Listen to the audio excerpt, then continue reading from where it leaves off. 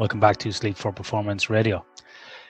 We're in season 4, episode 3, I think now, year 2020, roughly around March. Today we are joined by Jordan Fox. Jordan has just recently completed her PhD at Central Queensland University in Australia, where she looked at the relationship between training loads, sleep, and performance in male basketball players. So Jordan is new in her career, embarking on a new journey, looking for a postdoc. So congratulations, Jordan, on finishing your PhD, and all the best in the future for this new career you're embarking on. So thanks for Jordan for doing the podcast. It was her first podcast to do, and I'm sure she'll do many more as she develops her career in this area. So thanks to Jordan for coming on today. Don't forget you can follow us at sleep4performance.com.au on our website for lots of free stuff. We've got some good stuff coming up this year. On Twitter at Sleep4Perform. Sleep4Performance Radio on Instagram as well. We've got an Instagram account there, and on Facebook also, Sleep4Perform. Don't forget as well, you can sign up for the monthly newsletter. It's only once a month. We won't spam you. We won't sell your data to anybody. We promise. And you can get a monthly email there with a digest of the blogs, the podcast that we record, and any other relevant information there that's relevant to Sleep4Performance and our consulting arm, Amelia's Consulting, which is an occupational health and performance consulting business. So you get lots of info there, all roll into one every month for free, and you can keep up to date what's going on. Okay, now on with the episode. Jordan, welcome to Sleep4Performance Radio. How are you doing today? Good, thank you. How are you? Not too bad. So Jordan, people may have not met you before. You're new on the scene around the sleep and performance world. Do you want to give us a bit of a background of where you're from and where you grew up, and a little bit of background on you? Yep. So pretty much grew up in Central Queensland, so in Mackay. And then when I started studying my undergrad, so exercise and sports science, moved to Rocky to study at CQU. Now, Rocky, we have some international listeners on the podcast. So people say Rocky, they'll think you moved in with Rocky out of a movie. So when you say Rocky, you mean where? Rockhampton in Queensland, yeah. All right. Continue, sorry. No, that's right. And then I've been at CQ ever since. So had an interest in research during my undergrad and then went on to do honours and a PhD. So it's all kind of just hand out. So you grew up in Mackay, which is an interesting town because it's on the coast there in Queensland. I've been up there a couple of times for work. I was actually going to move up there at one stage for a job because inland from Mackay, you've got a number of coal mines. And yes. So I was going to take up a job actually working there. I looked at potentially moving to Mackay and then traveling in and out during the week to work in some of those coal mines. So pretty nice spot. Lots of places there where you can go sailing, snorkeling. Lots of things. Yeah, there's so much close by. Yeah. Yeah. So when you grew up there in Mackay, what sort of activities did you do when you were growing up, or what sort of sport did you play? A lot of more gym, so like resistance training and that sort of thing was more my style rather than, I suppose, team sport. Never basketball until I did research, so that's always interesting. Yeah. And so you were just more like just kind of general keep fit. You weren't sort of crazy into a specific sport when you were growing up, or were you a rugby league fan? No. Because a lot of people are rugby league fans up there. Definitely a fan. Never played though. Never played. So yeah. Cool. So you when you were going to school, you said you end up going and studying exercise physiology as part of your undergrad. Was that something you always wanted to study in school, or is that where you saw or you thought your career would go? I absolutely had no idea when I was sort of towards the end of grade 12, and as everyone else does, trying to figure out what it was that I wanted to do. Fitness was just something that I guess I'd always been interested in and sort of passionate about. So studying exercise and sports science was just a way to see what I could do with that as a career. And then research was just something that was never planned, but had a few research-based courses here that I really enjoyed, and then it just took off from there, really.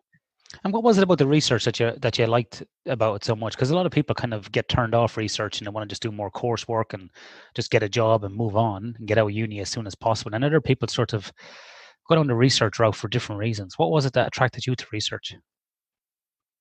I think I just like the idea that if I have a question or if there's something that I want to know, I have the capability to go and find out.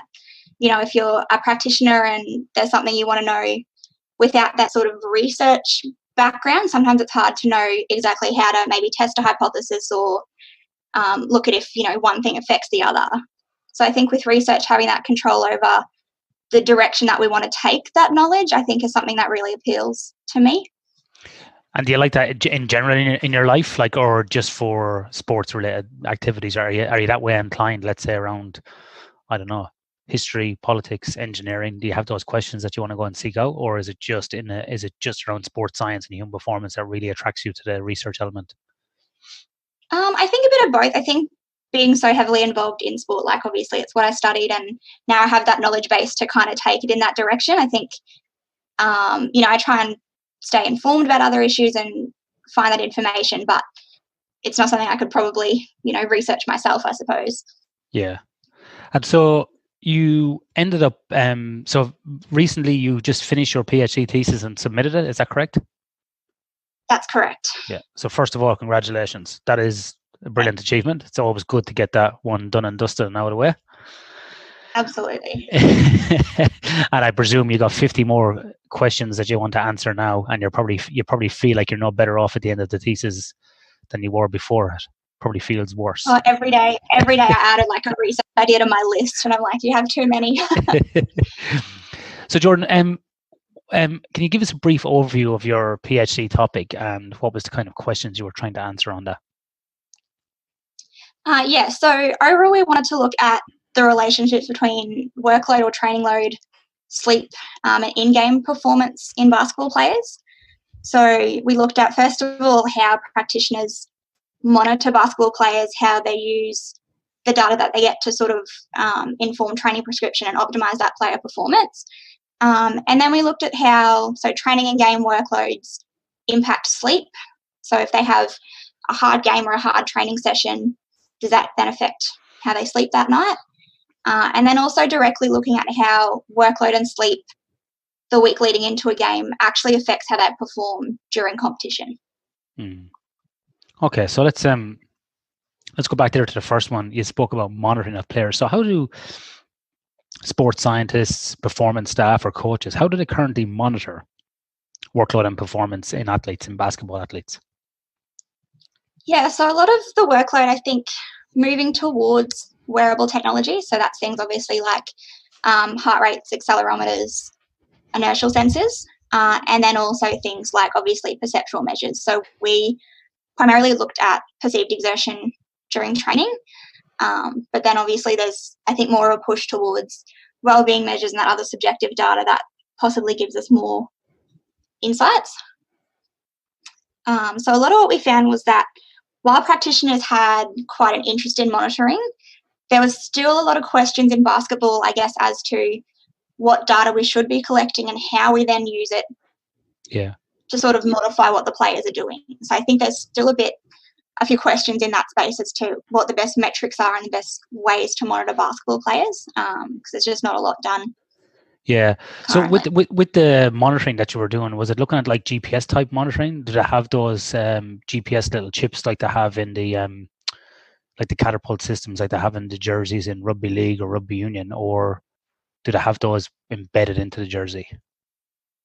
Yeah, so wearing the like the catapults that fit in those vests, because it's all indoors, we can't get GPS metrics. So instead of things like speed or distance that we get outdoors, we use acceleration-based metrics and then some inertial metrics that tells us things like accelerations, decelerations, how many times they jump during the session.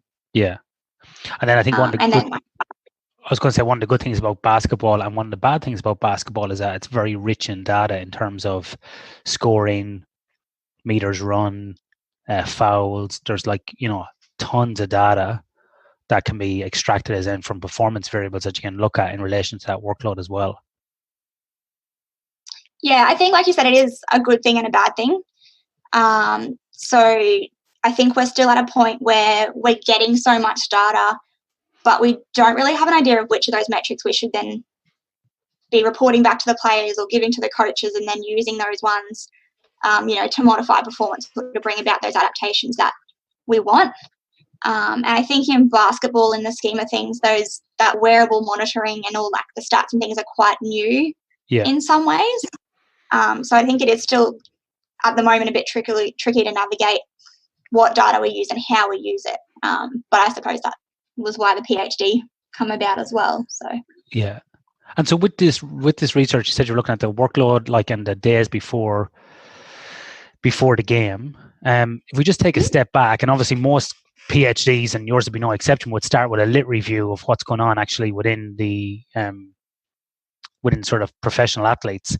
What did you find prior to actually asking these questions within basketball athletes? What did you find generally that the literature was actually telling us about workload monitoring and the relationship of performance and recovery around sleep? What was the sort of consensus in the literature?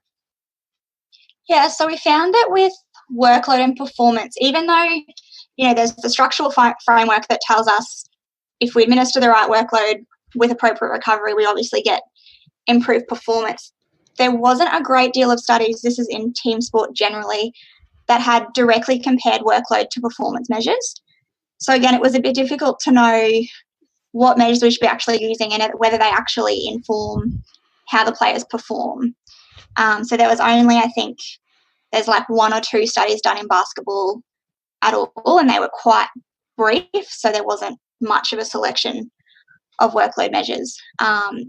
So I think the implications for us more so was that there probably needs to be sport-specific data, so looking at metrics that we know are applicable to a certain sport and kind of correlating that to what specific adaptations we want to see from the players. So yeah, I think there's still a lack of information about what data we should be getting in general.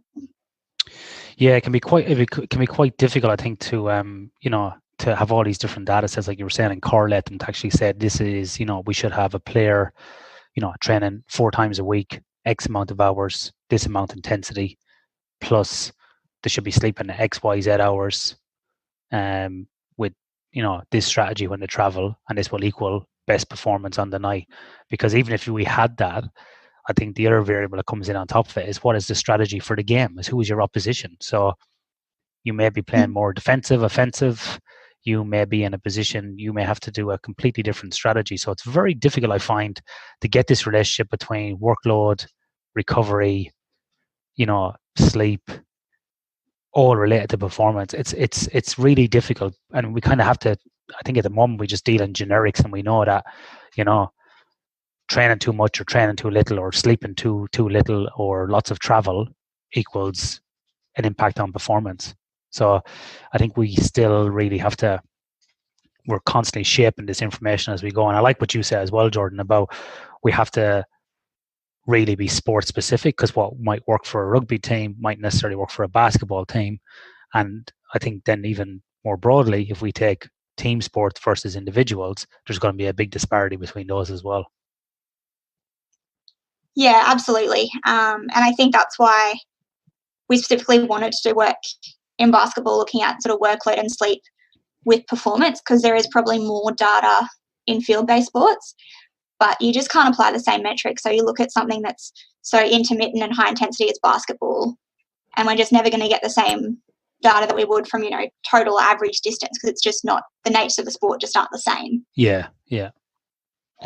Did you find any other sort of information in similar sports, like a similar sport that people might see as, actually, before I ask this question, did you work with male or female athletes? Male athletes, so semi-professional. So professional male athletes? Semi-professional, yep. Semi-professional, okay. All right. So, no, I forgot my question. So I had that question and I forgot. I completely lost my train of thought there. This is what happens, you see, when you do these. You go down a rabbit hole and then you forget. So yeah, so you had male athletes.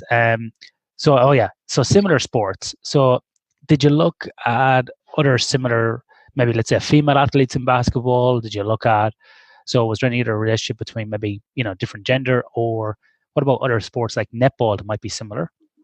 And I know people probably don't want basketball to be compared to netball, so don't kill me, but I'm just talking about something that might be similar in terms of the the training, the physiological responses, and the actual game performance might have some similarities. Was there anything in those similar sports that you were able to kind of drag across? Not particularly. We're sort of in the same boat where there's, I guess, descriptive studies that have looked at, what players do during training or what they do during games. But just in court-based sport generally, there was just nothing that correlated that workload data or the sleep data directly to performance. It was just, something that was really limited sort of across the board. And so what methods did you use then, Jordan, with these basketball players to assess sleep across the studies? Yeah, so sleep was actigraphs and then sleep diaries. So sleep, wake time, and then sleep quality was all done in their sleep diaries. Yeah. And then we obviously mapped that up with the wrist-worn activity monitors to get some objective data. Yeah. And so one of the things you said you looked at was actually the sleep on the nights before they played a game, which would generally be around the weekend. So what sort of sleep were these athletes having in terms of hours of sleep per night on average? And then what sort of sleep were they having leading into the game as well? Was that increasing or decreasing, or what was happening? Yeah, so one thing we did, which was probably a bit novel, I guess, for this study, was looking at how sleep accumulated prior to the game impacted performance. So if we looked at the night immediately prior to a game compared to how much sleep they got the 2 or 3 or 4 nights prior to the game. Yeah. So as you'd expect, immediately before a game, they slept a bit lower. Sleep sort of generally was around 7 hours a night. So just in that bottom end of, I suppose, what the recommendation would be, but probably not ideal. So one of the interesting things, I guess, was that even if we looked at sleep over 4 nights before competition, the quality of their sleep still affected what they did during games. So things like points, rebounds, assists were all higher when they had better sleep over multiple nights. And then things like their overall efficiency in terms of performance were also higher. So the more sleep they got, the better they performed on court? Yeah. Mm. And were you able to calculate that in sort of in a value term and say, look, if you get, so you say on average you get 7 hours, but if you get 6 hours, you're generally 20%, worse during a game, or if you get 5 hours, you're 30%. Were you able to kind of come up with a bit of a matrix or a curve that was able to demonstrate that performance loss or change? Yeah, so they were still sort of, I guess, small to moderate improvements. And being a descriptive study, because their sleep was probably within an acceptable range, we didn't see, we saw that positive association. So we didn't see any sort of negative association with the amount of errors they made on the court, for example. Okay. But we obviously know from past research that if you're putting players in a position where their sleep's quite restricted, you're going to see those errors potentially. So I think we maybe just didn't see it because they were within, I guess, that normal range, so to speak. I think you hit the nail on the head there. You're saying about the studies being descriptive or observational in design. It can be challenging working with elite athletes to, come up with studies that are very intervention based or have different sort of, we'll say, a randomized controlled trial, because you haven't got the luxury of playing around with players' sleep, travel, training schedules during the week, because the impact to the game and the salary and the advertising is there. So you can't actually, play with these variables. And it's also very difficult to get them into a laboratory as well for weeks on end to replicate a season or a game because of the cost and the time associated with it. So it can be very difficult to make these intervention-based studies in real or applied studies. And so it's the downfall, I think, of dealing with athletes like this. But on the good side too, I think, Jordan, like you said, there's very little in basketball, and we got to start somewhere. And to create that baseline of observational data is really important. So, I think you're right in what you're saying around that. Yeah, definitely. I think for us, there was no way we were going to get anything other than observational data. We just get, I think, being semi-professional, we get limited access to players because, half of them have jobs or families at home and, other things to do. So I think observational data was, from a logistical sense, where we had to go. But But at the same time, I was pretty happy with compliance. So we get nearly perfect compliance from players with, wearing their monitors during training and games and filling out subjective data. So I think in that sense, we're probably fortunate to have a good data set of descriptive data that we can sort of build on. Yeah. How did you manage to do that, Jordan? Because a lot of people, including myself, have had trouble in different sporting codes trying to get people to adhere to filling in diaries, reporting information, wearing actigraphs, whatever it might be. What sort of tricks did you use to get them to comply? Did you threaten violence, or were you just nice to them?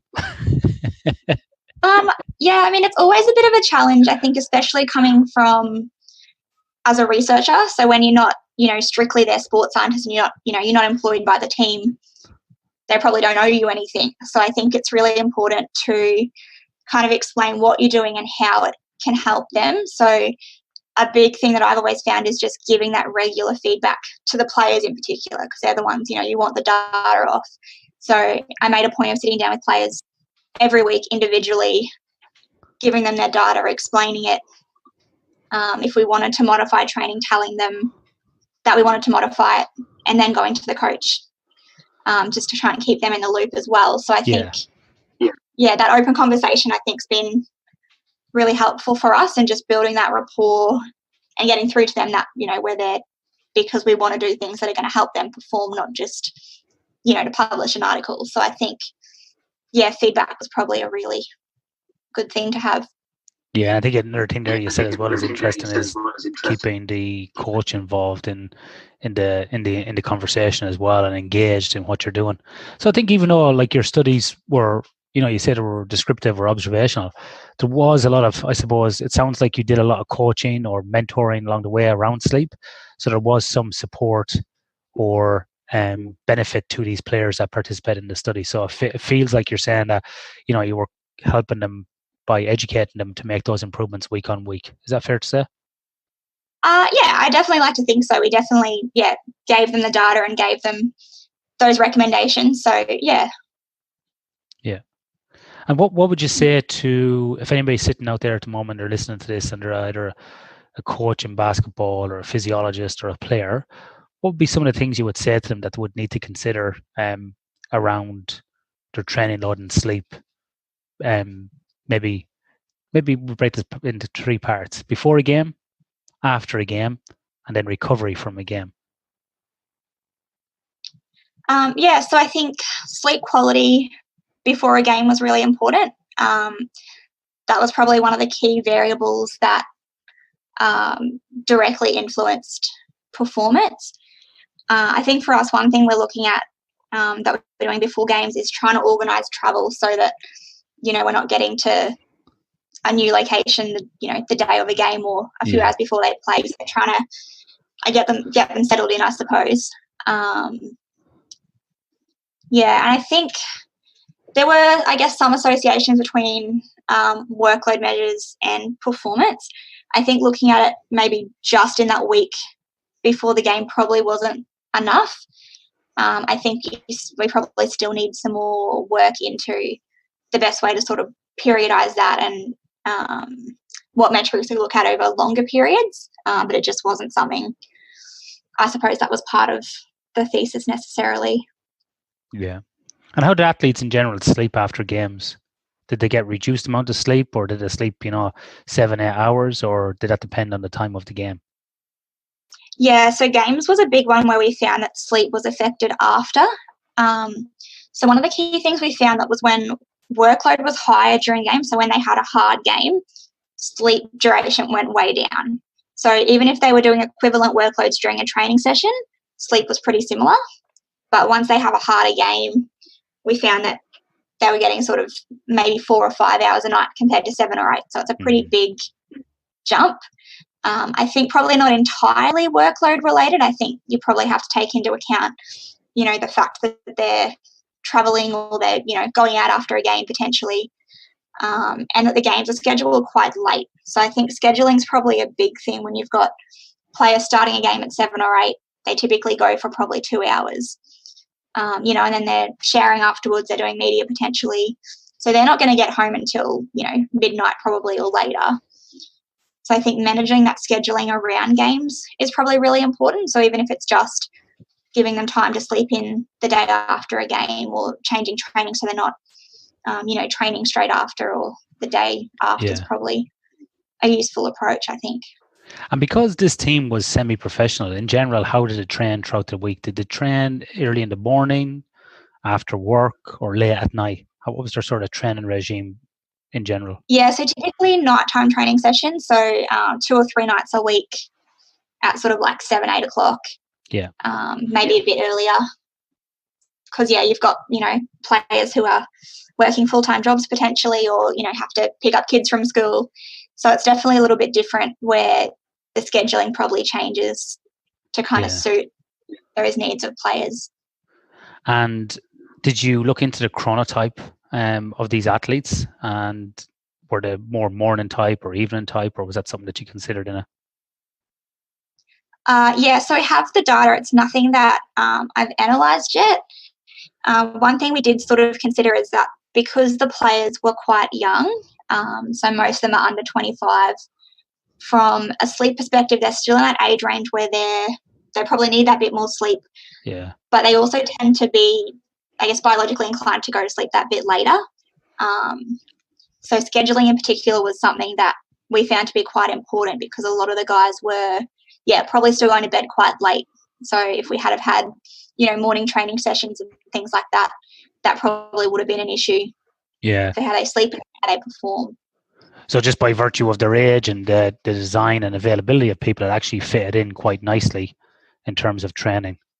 Because they were all probably under 25, more like an owl chronotype, go to bed late, get up late, because they had jobs or other activities during the day. Training at night was more suited, and this would be in that area where they would be probably hitting peak performance anyway. So it's probably a nice way of training anyway for this group. Like you say, early morning training sessions at 6 o'clock in the morning would have actually probably reduced the sleep opportunity, and then definitely would have reduced the sleep duration.